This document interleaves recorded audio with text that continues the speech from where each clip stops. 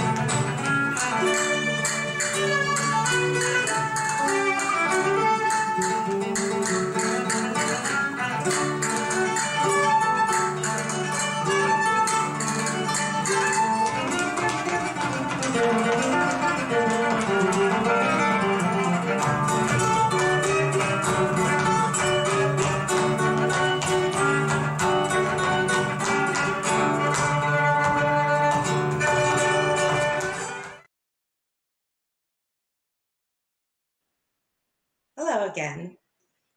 Back to our story.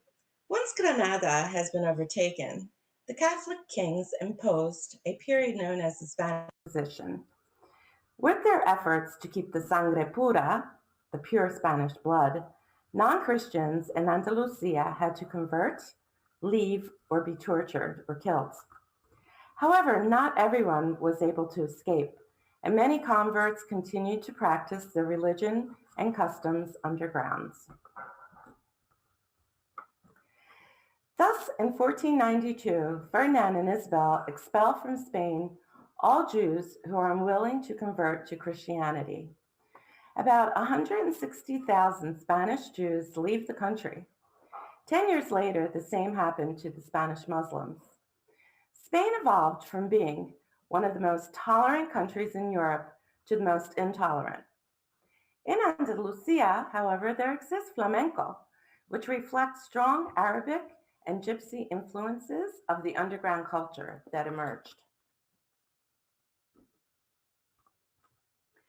Also in 1492, the Catholic kings accepted proposal of Columbus to set sail from Spain.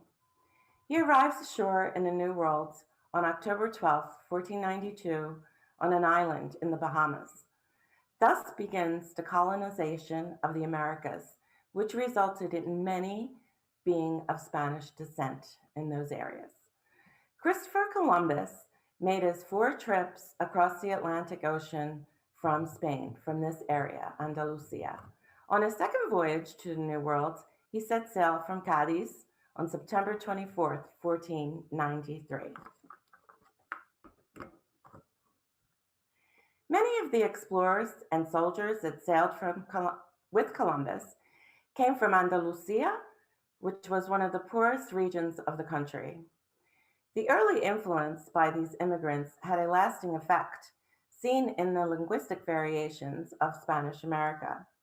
It explains why the standard dialect spoken today in Spanish America keeps the pronunciation used in Andalusia, instead of the older variation used in Madrid and in northern Spain. In 1812, a Cortes, or a parliament, evolved in Cadiz to represent both Spain and Spanish America. The Cortes decreed Spain's American colonies to be full members of the kingdom and not just possessions. However, the Criollas, individuals of African and Spanish heritage, who participated in the new Cortes, were denied equal representation. Having had a taste of freedom from the mother country, Spanish Americans did not agree to a reduction of their power and autonomy. Thus, after 3 centuries of colonial rule, independence came rather suddenly to most of Spanish America. From 1808 and 1826, all of Latin America, except the Spanish colonies of Cuba and Puerto Rico, were no longer under Spanish rule. In 1898, Spain lost its last territory of Cuba, catapulting the country, described by Hispanus, into a state that was existential and depressed.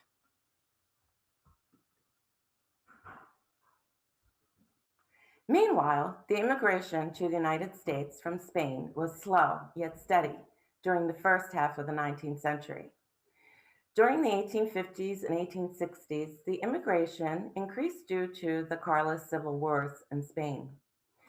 Large numbers of Spanish immigrants left the country, and they entered the United States in the beginning of the 20th century.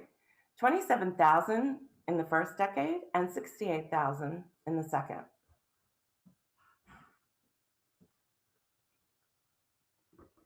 In Spain, the same poverty found in the countryside and urban overcrowding in the cities, as well as unpopular wars, led Spaniards as well as other Europeans to emigrate during this period. Remember, in Andalusia, the climate was hot and dry. It lacked industry. This catapulted large numbers of Spanish immigrants to enter the United States in this first quarter of the 20th century.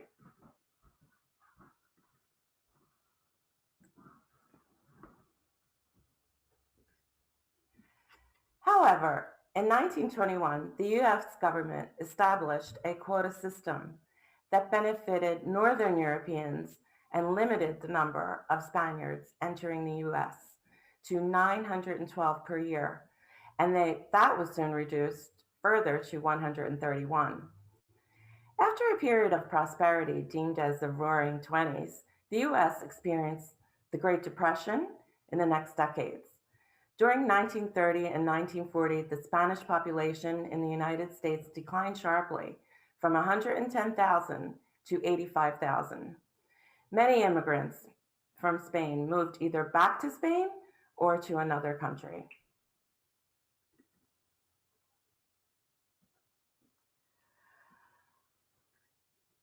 From 1940 through the early 21st century, Hispanics are found in large concentrations in 5 major U.S. states. In 1940, the highest concentration of Spaniards were in New York, primarily New York City, followed by California, Florida, New Jersey, and Pennsylvania. The state of New Jersey became home to a significant and growing number of Latino and Hispanics, nearly 1.8 million. The New Jersey census of 2018 estimated 20.4% of the state's total population identified as being Hispanic or Latino. The 2020 census is predicted to show even more growth of Hispanics in New Jersey.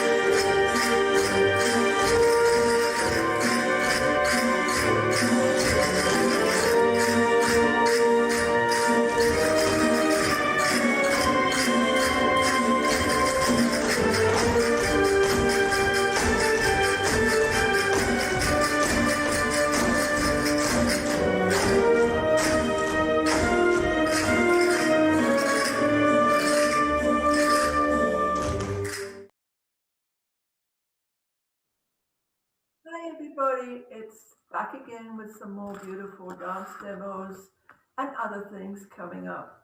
The first one is tientos. Tientos is a wonderful form of dramatic tangos, not American tangos, Spanish tangos, also from the part of Jerez in southern Spain. And then we're going to a collage of 3 dances which have been put together by Lisa Botanico, my colleague, assistant artistic director. The first one being Tarantos from the mines of Almeria. The second being Caña, which are one of the oldest songs from the deep south of flamenco. And the third one is the footwork you'll see in a Sonia Escobilla. So watch her footwork, all right, and enjoy that. Then we have Maria. Maria Hill was born in Spain. So I'm not going to talk much about it because you'll hear her life history, where her family is from, and before she also migrated into New Jersey. Okay, then we're going to go to my protege, because I've been teaching her since she's 11 years old, Cristina Moreno, doing alegrías. Alegrías means happiness. So you're going to enjoy this dance also a lot, all right? And then I'll come back.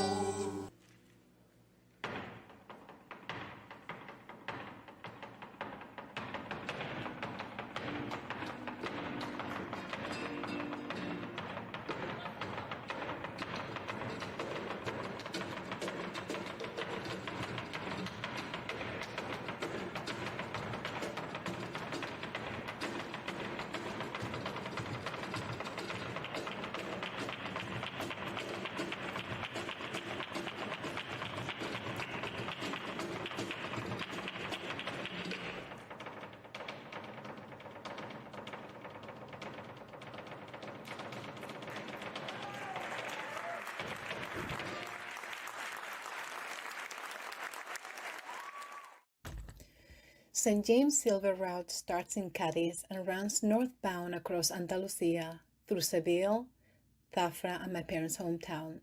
We are in the Dehesa, a balanced agroforestry ecosystem of grasslands and oaks that spans from Huelva to Córdoba, up to Salamanca and parts of southern Portugal. Home of the famed free-range Iberian black pigs and fighting bulls. My grandfather Jesus managed the vast property owned by the local gentry, affording his wife and 7 children a comfortable lifestyle. In those days, hunting with the nobility rather than golf was the perk. My parents met in the late teens, as my mom and aunts were very best friends. Both families owned small farm lots that survived the Spanish Civil War, but 1950 economy was hard as Spain was left out of post-World War II Marshall Plan. My grandfather's untimely death marked the diaspora of the siblings to Sevilla, Malaga, Córdoba, and Madrid, except one that stayed to work the small family farm. My dad joined the Guardia Civil. My brothers were born in the south, but my dad got promoted to a new post in Madrid, where I was born. Family was always drawn to each other on every opportunity: birthdays, weekends, vacations, Feria de Sevilla, Malaga, Córdoba, Romerías, absorbing local culture, arts, and history, like the magnificent Archivo de Indias, where 1585 founding records of St. Augustine, the first USA city, are kept. Life changed very fast for me in the late 80s with a fast-growing career and a happy marriage. Torrejón Air Force Base 1992 closing forced a tough decision. Shall we stay or go? But I encouraged my husband to continue his Air Force career, and we came to the States, where I finished my degree, reignited my own career, and we thrive as a family. When he retired in 2006, we returned to the East Coast. A passion for history, nature, and the arts is a gift that my dad nurtured in us. My husband shares, and my children had to endure growing up. We visited major cities and every frontier passed, fine museums and county fairs, fed bison and hiked glaciers, went to galas and took dance classes, and dreamed to go where no one has gone before. Years flew by raising children, working and volunteering. When I finally applied for U.S. citizenship in 2016, the approving officer asked me why it took so long. I said I was just too busy enjoying life. I never imagined how much more fun my life became when I decided to volunteer as a docent in a historic house near home. A rabbit hole into American history wonderland where my deep love for this country and my birth country beautifully intersect. Where guided by expert friends, I immersed myself into 18th century fashion, music, dance, cuisine, and material culture in general, both American and Spanish. The rest you can call it history. Every immigrant experience is different. We build lasting family and friends memory where we live, when we live to the fullest. I was blessed that we traveled back to Spain frequently to visit again the beautiful landmarks of Andalusia and into the warm welcome of my family. From a family, an Alborada family, to yours, welcome to Andalusia.